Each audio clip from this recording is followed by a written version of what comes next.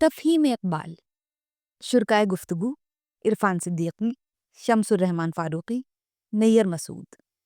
پہلی نشست۔ عرفان صدیقی۔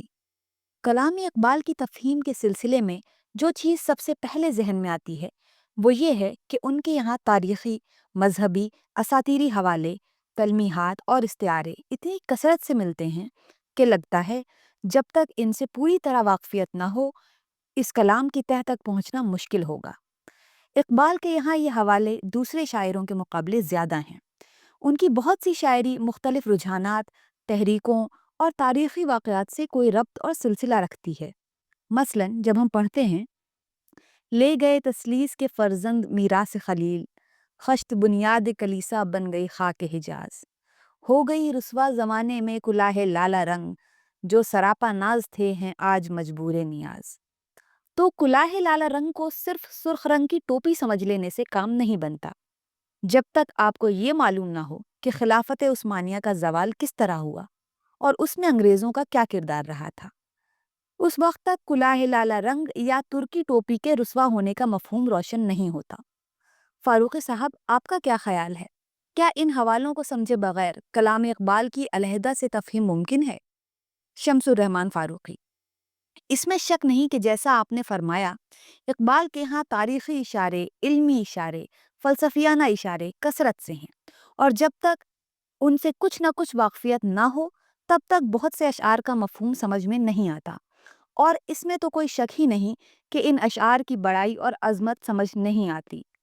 لیکن ایک مشکل اور بھی ہے اس سے زیادہ، وہ اس وقت پیش آتی ہے جب تاریخ اور فلسفے کا وہ تصور جو اقبال کے ذہن میں تھا اس سے واقفیت نہ ہو، کیونکہ یہ تو ممکن ہے کہ جو واقعات ہیں وہ تاریخ میں لکھے ہوئے دیکھ لیے جائیں کہ 1903 عیسوی میں یہ ہوا اور 1904 عیسوی میں یہ ہوا اور سلطان عبد المجید کو یوں معزول کیا گیا وغیرہ، یا حضرت ابوبکر کا واقعہ، یا جو بھی واقعہ سمجھ لیجئے۔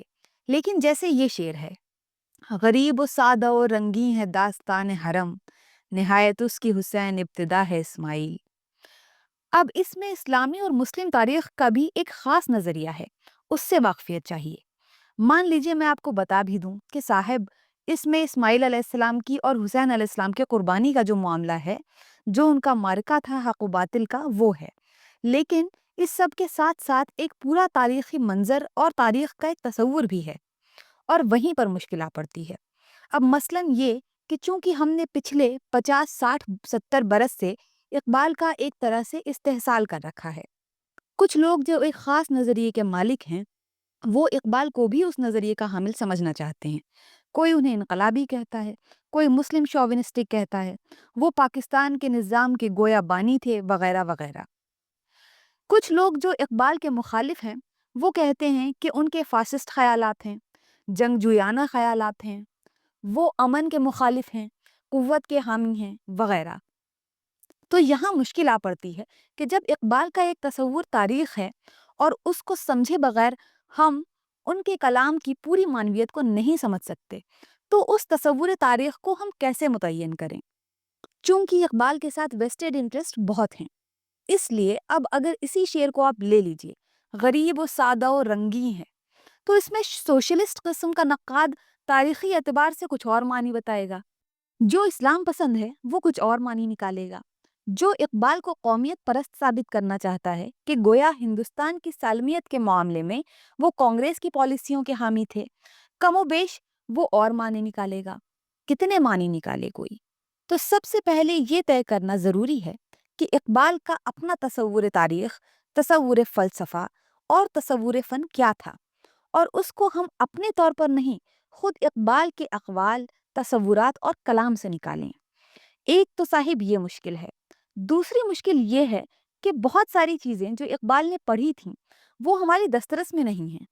مثلاً ان کے وہ اشعار جو فلسفیوں اسپنوزا، افلاطون، ہیگل وغیرہ یا شعراء جیسے بائرن، براؤننگ وغیرہ کے بارے میں ہیں، اب وہ تو 2 شعر لکھ کر چلے گئے ہیں، لیکن ظاہر ہے ان کے پیچھے خود اقبال کا پورا 19ویں صدی کے ذہنی مزاج کو سامنے رکھتے ہوئے مطالعہ تھا، کہ 1890 یا 19ویں صدی کے ذہنی مزاج کو سامنے رکھتے ہوئے مطالعہ تھا، کہ 1890 عیسوی یا 1904 عیسوی 1905 عیسوی 1910 عیسوی کے قریب مغربی یورپ میں لوگوں کا بائرن کے بارے میں کیا خیال تھا، براؤننگ کے بارے میں کیا خیال تھا، اس سے واقفیت اگر نہ ہو تو پھر یہ اشعار آپ تعریف ضرور کریں گے لیکن ان اشعار کی گہرائی تک نہیں پہنچیں گے۔ تو معاملہ صرف میکینکی طور پر تلمیحات اور حوالوں کا نہیں ہے، بلکہ ان کے پیچھے جو تاریخی فلسفیانہ تصور اقبال کے ذہن میں تھا اس تک پہنچنے کا بھی معاملہ ہے۔ عرفان صدیقی: فاروقی صاحب، آپ نے بہت صحیح فرمایا۔ اقبال کے یہاں بعض حوالے ایسے ہیں کہ محض تاریخی طور پر آپ انہیں تھوڑا سا ڈیکوڈ کر لیں تو کام نہیں بنتا۔ مثال کے طور پر انہوں نے بہت سے مغربی مفکرین کے اقوال کا ایک طرح سے ترجمہ کر دیا ہے، جمہوریت کے بارے میں، آمریت کے بارے میں، فلاں اصول کے بارے میں، فلاں تحریک کے بارے میں۔ تو دیکھنا یہ ہے کہ اقبال کے پورے شعری فکری نظام میں ان چیزوں کی اہمیت کیا ہے۔ مثلاً انہوں نے ایک جگہ کہہ دیا کہ صاحب وہ بھی ترجمہ ہے کہ جمہوریت ایک طرز حکومت ہے کہ جس میں بندوں کو گنا کرتے ہیں، تولا نہیں کرتے۔ درست کہا۔ اچھا، اب مجھے یہ لگتا ہے کہ بظاہر انہوں نے محض ترجمہ کر دیا ہے، لیکن دراصل یہ جمہوریت پر ان کا کامنٹ بھی ہے، اور جب کامنٹ ہے تو اس میں شاعر کا اپنا نقطۂ نظر بھی شامل ہو گیا۔ نیّر صاحب، آپ کا اس سلسلے میں کیا خیال ہے؟ نیّر مسعود: عرفان صاحب، ہمارے سامنے جو مسئلہ ہے وہ ایک تو اسی نقطۂ نظر کو سمجھنے کا ہے، اس کو ہم صحیح سمجھ رہے ہیں یا نہیں یہ تو بعد میں، بلکہ وہ ہم قارئین ادب کا درد سر ہے بھی نہیں۔ عرفان صدیقی: ہاں بالکل صحیح ہے۔ نیّر مسعود: ہاں، آپ نے صحیح فرمایا کہ اقبال کے یہاں مختلف قسم کے حوالے اور تلمیحات بکثرت ہیں۔ حوالے اور تلمیحات ہماری شاعری میں پہلے بھی بہت تھیں، یعنی علوم کا ایک وسیع قسم کا مطالعہ اپنی کلاسیکی شاعری کو سمجھنے کے لیے پہلے بھی ہمارے لیے ضروری تھا۔ تھوڑا بہت نجوم جانیں، کچھ طب جانیں، کچھ تاریخ، کچھ دینیات جانیں، لیکن وہ مطالعہ صرف شاعری کے حوالے سے تھا۔ مثلاً مانی پیغمبری کا مدعی اور ایک تحریک کا بانی تھا، اس سے ہم کو مطلب نہیں، ہم کو صرف یہ معلوم رہنا چاہیے کہ وہ چین کا بہت بڑا مصور تھا۔ حالانکہ نہیں تھا، چینی بھی نہیں تھا، لیکن اگر ہم کو اس قسم کا علم نہیں ہے تو ہم ناقص قاری ہیں اور ہم کو شاعری پڑھنے اور سمجھنے کا حق نہیں ہے۔ لیکن اقبال کو سمجھنے کے لیے اتنا ہی علم کافی نہیں ہے جتنا کلاسیکی شعری نظام کو سمجھنے کے لیے ضروری ہے۔ اقبال کے مطالعے کے لیے ہمارا علم نہ صرف وسیع بلکہ گہرا بھی ہونا چاہیے۔ ہم صرف معنی کو نہ جانیں بلکہ ایران کی پوری ذہنی تاریخ سے بھی ہم کو تھوڑی بہت واقفیت ہو۔ گویا اقبال کو سمجھنے کے لیے ہمیں لغت سے زیادہ انسائکلوپیڈیا دیکھنا ہوگا۔ شمس الرحمن فاروقی: جی ہاں، بہت خوب۔ نیّر مسعود: ترکان عثمانی کا بھی ذکر ہوا تھا، ایک شعر مجھے یاد آیا: کوئی تقدیر کی منطق سمجھ سکتا نہیں ورنہ نہ تھے ترکان عثمانی سے کم ترکان تیموری۔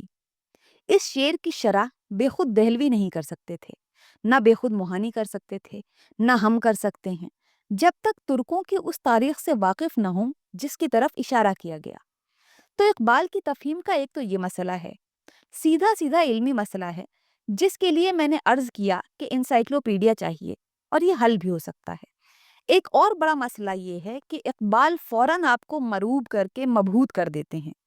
خود اپنا تجربہ بتاؤں کہ بچپن میں اقبال کے کلام سے آشنا ہوا اور پہلی بار میں ان کے جو شعر دل پر نقش ہو گئے وہ یہ تھے: دیکھ چکا المنی شورش اصلاح دین، جس نے نہ چھوڑے کہیں نقش کہن کے نشاں، چشم فرانسیس بھی دیکھ چکی انقلاب، وغیرہ۔ تو اس سے مجھے غرض نہیں تھی کہ المنی کسی آدمی کا نام ہے یا کوئی قوم ہے، یا فرانسیس کوئی شخص تھا یا کوئی ملک یا ملت ہے۔ اصلاح دین کی شورش کیا تھی، اس سے مجھے کوئی مطلب نہیں تھا، بس شعر بہت عمدہ معلوم ہوئے اور دل میں اتر گئے۔ عرفان صدیقی: صحیح ہے۔ نیّر مسعود: تو ایک قاری گویا مطمئن ہو گیا، اب اسے کوئی فکر نہیں ہے اس لیے کہ وہ لطف اندوز ہو چکا۔ لیکن جب اسی کلام کی تفہیم کا معاملہ ہو تو پھر اب یورپ کی تاریخ سے واقف ہونا بھی ضروری ہو جائے گا۔ وہی بات آ گئی کہ اقبال کو سمجھنے کے لیے ہمیں دوسری طرف کا علم بھی درکار ہے۔ ایک اور مشکل اس وقت پیش آتی ہے جب ہم اپنے کلاسیکی شعری نظام کی مانوس چیزیں اقبال کے ہاں پاتے ہیں لیکن ان کو بھی سمجھنے میں ہمارا گزشتہ مطالعہ اور شعری مسلمات کا علم ہماری مدد نہیں کرتا۔ مثلاً سب سے سامنے کی چیز ہے عشق۔ اقبال کے یہاں عشق کا ذکر تو بہت ہے، لیکن یہ وہ عشق نہیں ہے جس سے ہم واقف چلے آ رہے ہیں۔ خواجہ اقبال کے یہاں کیا ہے، ملا کیا ہیں، یہ مختلف قسم کے لوگ بن گئے ہیں۔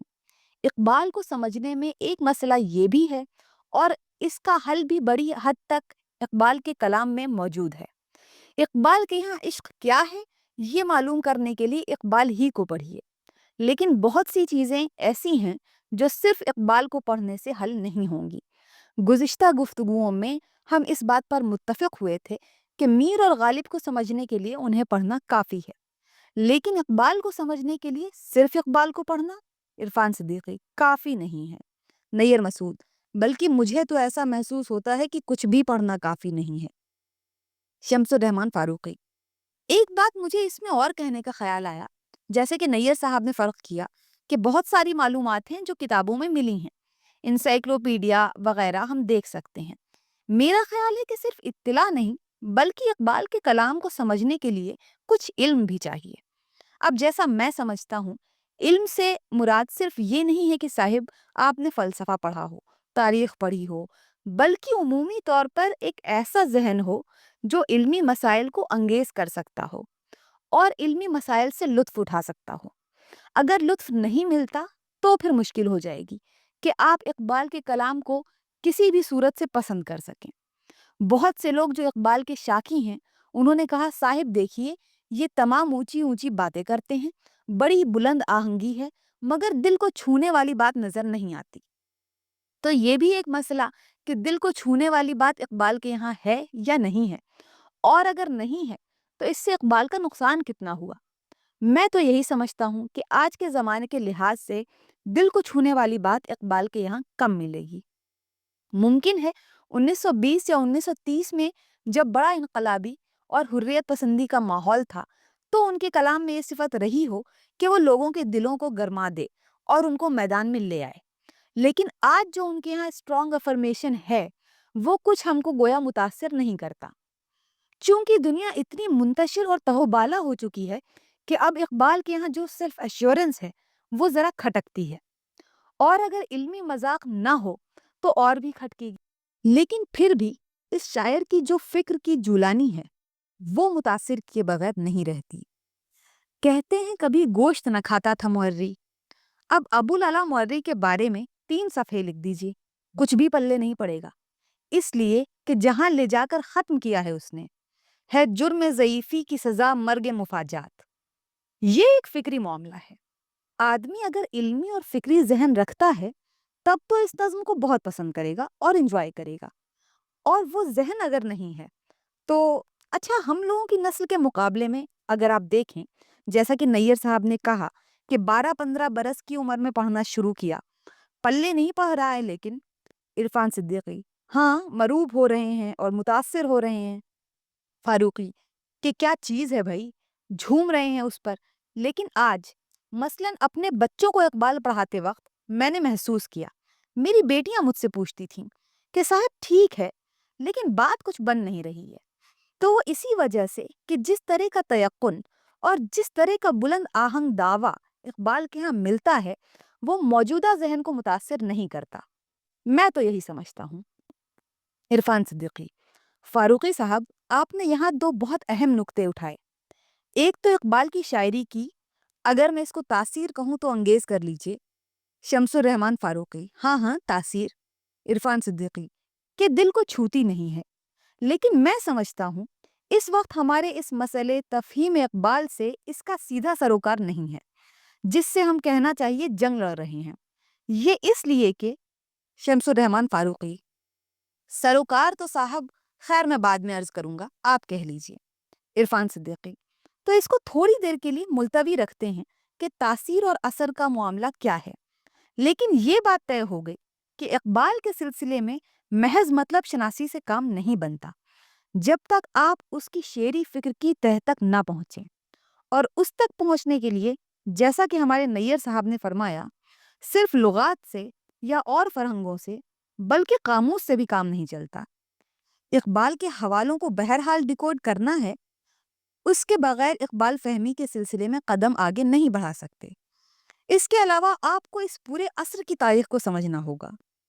شمس الرحمن فاروقی: یہ بات صحیح ہے، لیکن اس میں کچھ باتیں ایسی ہیں جو میں اگلی نشست میں عرض کروں گا، جہاں مجھے کچھ اختلاف بھی ہے، لیکن اس میں کوئی شک نہیں کہ فکری تاریخ اور خود اقبال کی ذہنی تاریخ سے واقفیت کے بغیر اقبال کا کلام خاصا مشکل معلوم ہوگا، بلکہ یہ کہنا چاہیے کہ اس کے دروازے بند نظر آئیں گے۔ عرفان: جی ہاں، درست ہے، شکریہ۔ دوسری نشست: عرفان: پچھلی گفتگو میں فاروقی صاحب آپ نے یہ اہم نکتہ اٹھایا تھا کہ آج کے ماحول میں جب ہم اقبال کی شاعری پڑھتے ہیں تو بہت سی جگہوں پر اس کی تاثیر پہلے کی طرح دل پر قائم نہیں ہوتی۔ اب میں چاہتا ہوں کہ یہ بات یہاں صاف ہو جائے کہ کسی شعر کی تاثیر کا اس شعر کی تفہیم سے کتنا تعلق۔ شمس الرحمن فاروقی: ہاں، یہ تو اتنا عمدہ سوال اٹھا ہے اس وقت کہ میرے خیال میں نیر صاحب بھی اس کی داد دیں گے۔ نیر مسعود: یقیناً۔ شمس الرحمن فاروقی: میرا خیال یہ ہے کہ شعر کو سمجھنے کے لیے اس سے متاثر ہونا ضروری ہے۔ جب تک شعر کی تاثیر آپ کے ذہن پر مرتب نہیں ہوگی تب تک آپ اس کی تہیں کھولنے سے قاصر رہیں گے، اس لیے کہ تاثیر کے بغیر اس کی شکل یہ ہو جائے گی گویا کوئی معمہ ہے۔ آپ دماغ لگاتے رہیے، پسینہ ٹپکاتے رہیے، وہ آپ کے ذہن میں شعر کی سطح پر جلوہ گر نہیں ہوگا۔ ریچارڈس نے بہت مزے کی بات کی تھی کہ کسی نظم کے معنی بیان کرنا اس کو سمجھنے کا طریقہ نہیں بلکہ یہ خود نظم ہے۔ اس لیے میں نے عرض کیا کہ جب تک شعر آپ پر اثر نہ کرے، آپ کو برانگیخت نہ کرے کہ اس کو سمجھنے کے لیے کچھ زحمت کریں، کچھ کوشش کریں، اس وقت تک۔ میں نے پچھلی گفتگو میں عرض کیا تھا کہ اقبال کو ایکسپلوئٹ بہت کیا گیا۔ کوئی کہتا ہے اقبال فلسفی، کوئی کہتا ہے اقبال اسلامی مفکر، مگر اقبال کا بہت سا ایسا کلام ہے جس میں تاثیر ہی تاثیر ہے۔ معنی اور تصور کا معاملہ جانے دیجیے، خود مسجد قرطبہ کو لے لیجیے، اب بلا وجہ اس میں فلسفے چھانٹے جا رہے ہیں کہ صاحب یہ وہ ٹائم ہے اور ریئل ٹائم ہے اور فلاں ٹائم ہے، مگر وہاں تو یہ ہے کہ 2 مرتبہ آپ پہلا مصرع پڑھ دیجئے، سلسلہ روز و شب نقش گرے حادثات، تو رونگٹے کھڑے ہو جاتے ہیں۔ یہ ضروری ہے کہ اقبال کے کلام کے اس پہلو کو جو اس کا آہنگ ہے، خوبصورتی ہے، بہاؤ ہے، اس کی روشنی میں دیکھیں کہ یہ شعر اچھا ہے کہ نہیں اور اس کے کیا معنی نکل سکتے ہیں۔ ایک واقعہ مجھے یاد آتا ہے کہ ایک بار اقبال نے صبح اٹھ کر کہا کہ بھئی رات میں نے خواب میں ایک شعر کہا ہے اور معنی اس کے واضح نہیں ہو رہے ہیں۔ لوگوں نے کہا کہ حضرت یہ کیا بات ہوئی، ذرا فرمائیں۔ تو انہوں نے شعر پڑھا: دوزخ کے کسی طاق میں افسردہ پڑی ہے، خاکستر اسکندر و چنگیز و ہلاکو۔ اب میں نے جب یہ واقعہ پڑھا اس وقت میری عمر کم تھی، تو میں نے کہا بھائی اس میں کیا ہے، اس میں تو کوئی بات ہی نظر نہیں آ رہی جو مشکل ہو۔ لیکن جب آپ غور کیجئے تو پھر مشکل بھی نظر آتی ہے کہ دوزخ کے کسی طاق میں اور ان تینوں کو خاک کر لایا جانا اور انہیں خاک کر کے طاق پر کیوں رکھا گیا وغیرہ۔ تو اب ظاہر ہے کہ اس میں تاریخی علم بھی ضروری ہے، تاریخی شعور بھی ضروری ہے، لیکن اس علم اور شعور کے بغیر بھی شعر میں ایک تاثیر موجود ہے جو آپ کو فوراً گرفتار کر لیتی ہے۔ تو میرا خیال ہے کہ اس پہلو پر بھی ذرا زور دیں کہ آج کل تفہیم اقبال میں جو ناکامی ہو رہی ہے اس کی وجہ شاید یہ بھی ہے کہ ہم اقبال شاعر کی جگہ اقبال فلسفی اور محقق اور مفکر پر توجہ کرتے ہیں۔ نیر مسعود فاروقی صاحب، جیسا کہ آپ نے کہا اقبال کی تفہیم میں یہ چیز حائل ہوتی ہے کہ ہم ان کو شاعر کم مفکر زیادہ سمجھتے ہیں۔ چلیے بہت انصاف کریں گے تو برابر کا شاعر اور مفکر مان لیں گے۔ کم اور زیادہ کی ناپ تول سے قطع نظر دراصل وہ بیک وقت شاعر بھی تھے اور مفکر بھی تھے۔ ان کے شعر کی تفہیم میں ہم کو بھی گویا سوانح اون اور اوف کرنا پڑتے ہیں، کبھی یہ سمجھ کر کہ کوئی مفکرانہ دانشورانہ بات کہی گئی ہے، ہم ان کے شعر کا مطلب دوسری طرح سوچتے ہیں۔ اگر وہ ہمارے جذبات کو مہمیز کر رہا ہے تو اسے خالص شاعری سمجھ کر دوسری طرح سوچتے ہیں۔ اقبال کا ایک گویا مخصوص انداز ہے کہ وہ ان دونوں چیزوں کو عجیب طرح سے ملا دیتے ہیں۔ مثلاً بات شروع کریں گے وہ تفکر اور فلسفے سے، میں تجھ کو بتاتا ہوں تقدیر امم کیا ہے۔ اب ہم تیار ہو کر بیٹھتے ہیں کہ کچھ فلسفہ زوال اقوام عرفان صدیقی بیان کیا جائے گا، نیّر مسعود، مگر وہاں آتا ہے شمشیر و سینہ اول طاؤس و رباب آخر، تو فوراً ہم کو سوانح اون کرنا پڑتا ہے۔ یا اگر عثمانیوں پر کوہ غم ٹوٹا تو کیا غم ہے۔ اس کے دوسرے مصرے میں ہم تیموریوں وغیرہ کا ذکر سننے کے لیے دماغ کو تیار کرتے ہیں، مگر مصرع کہتا ہے کہ خون 100,000 انجم سے ہوتی ہے سحر پیدا، سحر پیدا، سحر پیدا۔ اور وہ جو ان کی نظم ہے فاروقی صاحب، میں تو اسی کو ان کا شاہکار سمجھتا ہوں، ذوق و شوق، شمس الرحمن فاروقی، بالکل صحیح، نیّر مسعود۔ اس میں یہ چیز بہت نمایاں ہے، لوح بھی تو قلم بھی تو تیرا وجود الکتاب۔ یہ بالکل دوسرا وہی تفکر والا آہنگ ہے، لیکن دوسرا مصرع ہے گنبد اے آبگینہ رنگ تیرے محیط میں حباب۔ عرفان صدیقی، واہ کیا کہنے ہیں، نیّر مسعود۔ تو یہ جو اقبال کی ایک بہت بڑی قوت ہے، یہی ان کے بیچارے مفسروں کو کمزور کر دیتی ہے کہ دونوں مصروں کو ایک ہی ڈور میں کس طرح پرویا جائے کہ اس شعر کی عظمت آخر ہم دونوں میں سے کس کی بنا پر سمجھیں گے۔ بالعموم ہم یہ کرتے ہیں کہ کبھی تو اس پہلو پر زور دے رہے ہیں کہ صاحب یہ بہت عمدہ مفکرانہ شعر ہے اور اس کے شاعرانہ فنی پہلو کو فراموش کر گئے، اور کبھی اس سلسلے میں عرفان صاحب کچھ دیر بعد میں شاید بھول جاؤں تو آپ یاد رکھیے گا، اس پر ذرا غور کرنا ہے ان دونوں پہلوؤں کے سلسلے میں کہ خالص فن کی حیثیت سے اقبال، شمس الرحمن فاروقی۔ ایک مشکل میرا خیال ہے اقبال کو سمجھنے میں یہ بھی ہے کہ وہ جو بہرحال ان کی بڑی اور مشہور نظمیں ہیں، بڑی بھی اور مشہور بھی، مثلاً ذوق و شوق کا ذکر آیا، یا مثلاً مسجد قرطبہ، اور جو نظمیں میرے خیال میں اتنی بڑی نہیں ہیں لیکن مشہور بہت ہوئیں، مثلاً طلوع اسلام، یا وہ نظمیں جن کے بعض حصے واقعی شاعری ہیں جیسے خضر راہ، اور بعض جو اتنی اچھی نہیں ہیں، مثلاً شمع و شاعر۔ اس کو آپ کہہ سکتے ہیں کہ بیچ کی نظم ہے، بہت اچھی ہے مگر اقبال کے بہترین کلام کے برابر نہیں ہے۔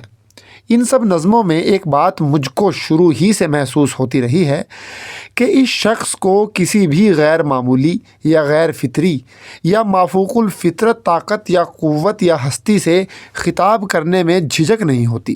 وہ برابر کی گفتگو ان سے کرتا ہے، چاہے وہ شمع سے شاعر کی بات ہو رہی ہو، چاہے وہ ساحل دریا پر خضر سے، چاہے عرفان صدیقی بندہ خدا سے بات کر رہا ہو، فاروقی، جو بھی ہو۔ اس کی وجہ میرے خیال میں یہ ہے کہ 19ویں صدی میں لوگوں کے ذہن میں شاعر کے متعلق ایک رومانی قسم کا تصور تھا کہ شاعر عام انسانوں کی فطرت سے بھی، مافوق الفطرت چیزوں سے بھی ہم آہنگ ہوتے ہیں، اور ان سب میں ایک ہی قسم کی روح دوڑ رہی ہے جس کو برگسا نے وائٹیلٹی آف لائف کہا تھا۔ یہ پھر وہی فکری معاملہ ہے کہ اس شخص کو کوئی حجاب نہیں ہے، خفتگان خاک سے بھی بات کر لیتا ہے، جگنو سے بھی بات کر لیتا ہے، اور پہاڑ سے بھی، اور پیغمبر سے بھی بات کر لیتا ہے، اور اسی لیے کہ اس کے یہاں یہ سب ایک نظام حیات ہے جس میں ایک ہی روح دوڑ رہی ہے، اور یہی چیز اقبال کے کلام کو ایک غیر معمولی وسعت اور پنہائی بھی عطا کرتی ہے، اور ان کے مقابلے میں جو لوگ سامنے آتے ہیں ان میں کسی کے یہاں وہ وسعت اور پنہائی نہیں ہے۔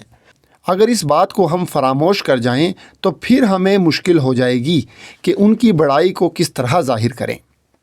عرفان صدیقی، صحیح ہے فاروقی صاحب کہ جو وسعت اور پنہائی اور گہرائی اقبال کے یہاں ہے، اس کا انداز اپنے معاصرین سے تو الگ ہے ہی، پہلے والے شاعروں سے بھی الگ ہے۔ مثلاً آپ نے تخاطب کا معاملہ لیا تو تخاطب تو ہماری شاعری میں بہت ملتا ہے، خدا سے بھی اور دوسروں سے بھی، لیکن اقبال کے یہاں دو فطری عناصر جس طرح بات کرتے ہیں، ان کی شناخت اور ایک دوسرے سے گفتگو کا انداز ہی بالکل مختلف ہے۔ ظاہر ہے इसकी जड़ें भी तफ़हीम से इस तरह मिलती हैं कि हमें तलाश करना पड़ेगा कि इकबाल ने इन अनासिर में गुफ्तगू का ये अप्रोच क्यों इख्तियार किया, तो ये तफ़हीम का मसला बनता है। मैं एक बात और अर्ज़ करना चाहता हूँ जो मेरे जहन में नैयर मसूद साहब की गुफ्तगू से आई। उन्होंने बड़ी अच्छी बात कही कि इकबाल ने एक बड़ा काम यानी शेरी और तख्लीकी एतबार से बड़ा काम ये किया कि बहुत से मुरव्वजा अल्फाज और इस्तिलाहात बदल दिए, बल्कि कहीं कहीं उलट दिए। मसलन इश्क उनकी बड़ी ज़बरदस्त और बुनियादी और कलीदी इस्तिलाह है, लेकिन ये इश्क बिल्कुल वो इश्क नहीं है जो इससे पहले था, बल्कि उन पर एतराज़ भी हुआ कि साहब आप इश्क को इतनी फोकियत देते हैं और क़ुरानी फ़िक्र से इसका रिश्ता जोड़ते हैं। कुरान में तो इश्क यानी ये लफ्ज़ ही, शमसुर-रहमान फ़ारूक़ी, हाँ लफ्ज़ ही इस्तेमाल नहीं हुआ, इरफ़ान सिद्दीक़ी नहीं हुआ है। और मजहबी फ़िक्र में इश्क को आप पुराने हवाले से पढ़ना चाहेंगे तो इकबाल आप पर खुलेंगे ही नहीं। इस गुफ्तगू का बकिया हिस्सा किस्त नंबर 2 में सुने। शुक्रिया।